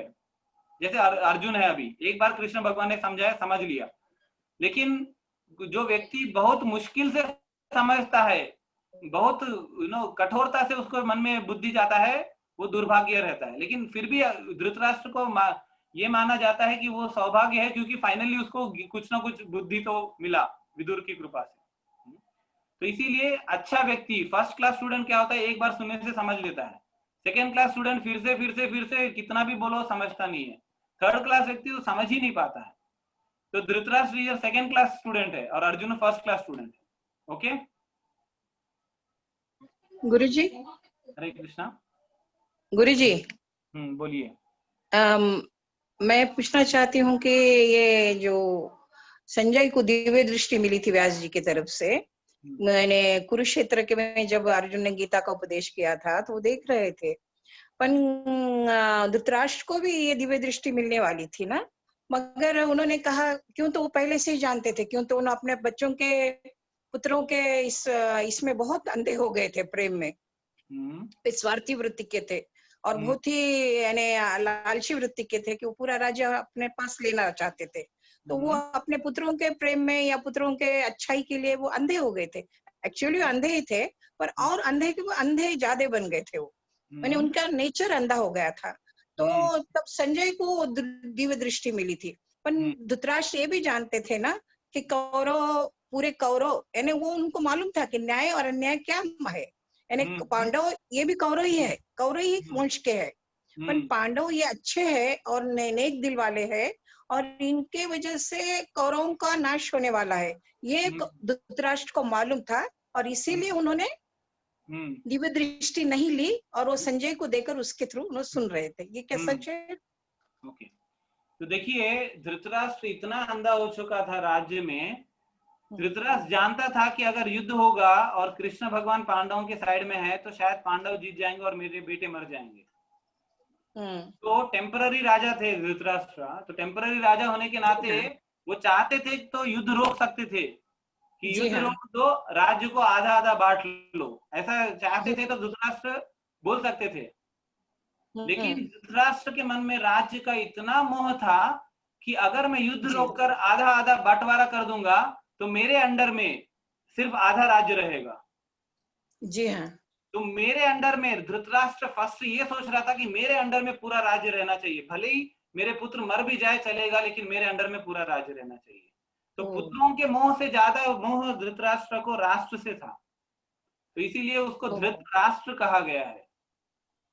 धृतराष्ट्र, जी जी, धन्यवाद धन्यवाद प्रभु जी। प्रभु जी ऐसा कहा जाता है कि जैसा युद्ध के बाद जो है कौरवों को स्वर्ग मिल गया और पांडवों को नहीं मिला। इतना अन्याय करने के, इतना अत्याचार, इतना करने के बावजूद उनको स्वर्ग क्यों प्राप्त हुआ प्रभु जी, और पांडवों को क्यों नहीं मिला? Very good question, very good question. तो देखिए, कौरव लोगों का मृत्यु कहाँ पे हुआ? कुरुक्षेत्र में। कुरुक्षेत्र एक युद्ध स्थली है, जैसे मैंने कहा है अर्जुन को, कृष्ण अर्जुन को उपदेश देते हैं, युद्ध स्थली में जो क्षत्रिय मरते हैं अर्जुन, वो स्वर्गलोक की प्राप्ति करते हैं। तो इसलिए अगर तुम हार भी जाकर मर भी जाओगे ना, तो तुम युद्ध करो, क्योंकि तुम्हें स्वर्गलोक मिलेगा। तो इसीलिए कौरव लोग भले ही वो अधर्मी थे, लेकिन एक धर्म युद्ध, धर्म क्षेत्र कुरुक्षेत्र, धर्म युद्ध में वो लोग मरे, इसीलिए उनको स्वर्ग की प्राप्ति हुई। लेकिन स्वर्ग, जैसे मैं एक और बार अच्छे से बताना चाहता हूँ, स्वर्ग भी एक टेम्पररी प्लेस है। स्वर्ग जो है वो वैकुंठ नहीं है, वैकुंठ एक शाश्वत जगत है, स्वर्ग भी एक टेम्पररी जगत है, जहां पर आप बहुत इंद्र तृप्ति कर सकते हैं, इंद्र तृप्ति का साधन बहुत होता है, लेकिन वो भी अल्टीमेटली टेम्पररी रहता है। ऐसे वर्णन किया गया है कि आप 12,000 साल तक उधर यौवन रहता है। इधर यौवन हमारा कितना साल रहता है? 20 या 25 साल। उधर युवा अवस्था में कोई व्यक्ति 12,000 साल तक भी रह सकता है। तो इस प्रकार स्वर्गलोक की इंद्र तृप्ति ज्यादा है, तो तुम स्वर्गलोक को प्राप्त कर लेना एक पूरी तरीके से सिद्धि नहीं है। तो क्या बोलते हैं, कौरवों को स्वर्गलोक की प्राप्ति हुई है, लेकिन ऐसा कहा जाता है पांडवों को स्वर्गलोक की प्राप्ति नहीं हुई, क्योंकि अल्टीमेटली स्वर्गलोक जो है एक टेम्पररी प्लेस है। पांडवों को वैकुंठ की प्राप्ति हुई, पांडवों को कृष्ण लोक की प्राप्ति हुई, जहां पर शाश्वत कृष्ण लीला चलता है। या कभी कभी ये भी कहा जाता है जैसे जैसे कृष्ण इस जगत में लीला किए, वैसे कई सारे ब्रह्मांडों में भी लीला करते हैं कृष्ण भगवान। तो पांडव कृष्ण भगवान के साथ जाकर उनकी लीलाओं में वहां जुड़ जाते हैं। भले ही कृष्ण भगवान पहले इस जगत को छोड़ दिए और पांडव लोगों को छोड़ने में और कुछ समय लग गया, लेकिन जब ये जगत छोड़ देते हैं, कृष्ण भगवान जहां जहां पर है, पांडव वहां वहां जाकर कृष्ण भगवान के लीलाओं में सहयोग करते हैं। लेकिन कौरव क्या करे, ज्यादा से ज्यादा धर्म युद्ध मरने के कारण स्वर्गलोक की प्राप्ति हुई। तो एक तरीके से देखा जाए तो कोई बच्चे के पास जो 8 आना का चॉकलेट रहता है ना, उसको मिल्की बार दे दे, तो ये स्वर्गलोक की प्राप्ति है उसके लिए, बच्चे के लिए, कि अरे इतना बड़ा चॉकलेट मिल गया। लेकिन अल्टीमेटली क्या है, चॉकलेट आप खाएंगे वो भी टेम्पररी है। तो इस प्रकार हमें शास्त्रों से और आचार्यों से ये ज्ञान मिलता है कि भले ही कौरवों को स्वर्गलोक की प्राप्ति हुई, लेकिन कौरवों को हम ग्लोरियस नहीं बोलते हैं। हरे कृष्ण। हरे कृष्ण प्रभु। हरे कृष्ण प्रभु। के महाभारत की शुरुआत से ही छल और कपट या दुराशा के साथ में ही हुई क्या, और ये शुरुआत कहाँ से हुई? तो जैसे भीष्म के जीवन से, या भीष्म के पिता है उनके जीवन से? तो जनरली हम जब महाभारत कहते हैं शांतनु के जीवन से शुरू करते हैं। तो शांतनु कुरु वंश के राजा थे और उनकी एक पत्नी थी जिनका नाम था गंगा। शांतनु और गंगा स्वर्गलोक के वासी थे और उनको श्राप मिलने के कारण दोनों धरती पर आते हैं। तो शांतनु राजा बन जाता है, गंगा अपने श्राप के टाइम पीरियड को खत्म करने के लिए शांतनु से शादी करके 8 वसुओं को जन्म देती है, उसमें 7 वसुओं को स्वयं मार देती है, 8वां वसु रहता है भीष्म पितामह। तो महाभारत की कहानी एक्चुअली शांतनु से स्टार्ट होती है। प्रभु इसमें दुराशा के साथ में ये है ना? अगर आप महाभारत को सिर्फ युद्ध की तरफ से देखेंगे, क्योंकि it depends where you start Mahabharat. अगर आप महाभारत युद्ध से स्टार्ट करेंगे तो आप देखेंगे कि दुर्योधन में आशा है और अर्जुन में एक तरीके से देखे जाए तो निराशा है कि वो अर्जुन सोच रहा है कि मैं शायद हार जाऊंगा। लेकिन दुर्योधन जानता है कि मैं दुर्योधन भी, उसके मन में भी संशय था कि मैं हार जाऊंगा, लेकिन उसका आशा ये रहता था कि अगर भीष्म अच्छे से युद्ध करेंगे तो शायद मैं जीत जाऊंगा। आशा निराशा हर जगह पे है, लेकिन सफलता उसी को मिलेगी जो कृष्ण भगवान के उपदेशों पर अमल करता है। प्रभु मेरा कहना क्या है, भीष्म तो राजा नहीं बन पाए, महाराजा नहीं बन पाए, जानबूझकर नहीं बने। हाँ, तो वचन देते हैं ना, तो उनके शायद वो कोई दूसरे भाई बनते हैं, तो वो भाई की माताजी जो है उनके मन में, हाँ सत्यवती, उनके मन में अत्यंत आशा रहता है कि मेरा बेटा राजा बने। सेम उसी तरीके से धृतराष्ट्र के जीवन में भी वही हुआ है, उनके भी पुत्र महाराजा बने, पांडव नहीं बनना चाहिए। तो ये यही इनकी क्यों, इनकी सोच उसी तरीके से क्यों बनी पहले से? देखिए, भीष्म पितामह ऐसे नहीं थे कि वो राजा नहीं बनना चाहते थे या कुछ रहना चाहते थे। उनके पिताजी किसी और स्त्री के मोह में आ गए थे जिनका नाम था सत्यवती। हाँ उनके सत्यवती के पिताजी का कंडीशन था कि सत्यवती से जो पुत्र पैदा होंगे वो राजा बनना चाहिए, ना कि भीष्म पितामह। तो भीष्म पितामह स्वयं से बोले कि मैं न राजा बनूंगा, ना शादी करूंगा, और इस राज्य, ये जो राजा रहेगा उसकी पूरी सुरक्षा करूंगा, क्योंकि वो चाहता था कि अभी मेरे पिताजी ये लड़की से सामने रखे वो खुश रहे। लेकिन तो ये एक तरीके से, अगर आपके मन में कोई भी इच्छा है और आप अगर इसे इच्छा को एक समिति के अनुसार, एक धर्म के अनुसार आप अनुष्ठान करेंगे तो वो गलत नहीं है। लेकिन धृतराष्ट्र भी चाहता था कि मेरे बच्चे राजा बने, दुर्योधन मतलब ये कौरव भी चाहते थे कि हम राजा बने, लेकिन उस इच्छा को वो अधर्म से पूरा करना चाहते थे। पांडवों को मार देना, उनके जहर मिला देना, भीम को पानी में डुबा देना, तो अधर्म से कैप्चर करना चाहते थे, वो गलत है कौरवों का। हाँ प्रभु, उनकी गलती वहां है। तो ये दोनों अलग अलग चीजें हैं, इसको हम जोड़ने का प्रयास नहीं करना चाहिए। भीष्म पितामह पूरी तरीके से धर्मबद्ध थे, सत्यवती के पिताजी भी धर्म पालन किया, उसके मन में जो इच्छा था उन्होंने स्वयं प्रकट किया, और धर्म से जो सत्यवती और शांतनु के जो पुत्र हुए, चित्रांगद और विचित्रवीर, बाद में विचित्रवीर राजा बने थे, वो भी धर्म के अनुसार। लेकिन जो कौरव राजा बनना चाहते थे वो अधर्म का प्रयास, अधर्म के अनुसार। हाँ, धन्यवाद प्रभु। धन्यवाद। तो अभी 9 बज गया है, तो मैं बहुत ही आभारी हूँ, आप सभी लोगों ने समय निकालकर भगवत गीता और महाभारत से जुड़े प्रश्न पूछ रहे हैं। मैं बहुत ही उत्साहित हूँ आप सभी लोगों से गीता का चर्चा करने के लिए। मैं आशा करता हूँ कि आप ऐसे ही अपना उत्साह बनाए रखेंगे और ऐसे ही गीता का सार 18 दिन में हम पूरा करने का प्रयास करें। हरे कृष्णा कृष्णा कृष्णा हरे कृष्ण प्रभु, हरे राम राम हरे राम राम राम। देखिए, किसी का प्रश्न है, अगर मैं जवाब नहीं दिया तो निराश मत होइए। प्रश्न पूछने के लिए हम एक और गूगल फॉर्म या गूगल ये बनाएंगे, उसमें आप सारे प्रश्न पूछ सकते हैं और उसका आपका जवाब मिलने का पूरा प्रयास हम करेंगे। हरे कृष्ण। हरे कृष्ण प्रभु।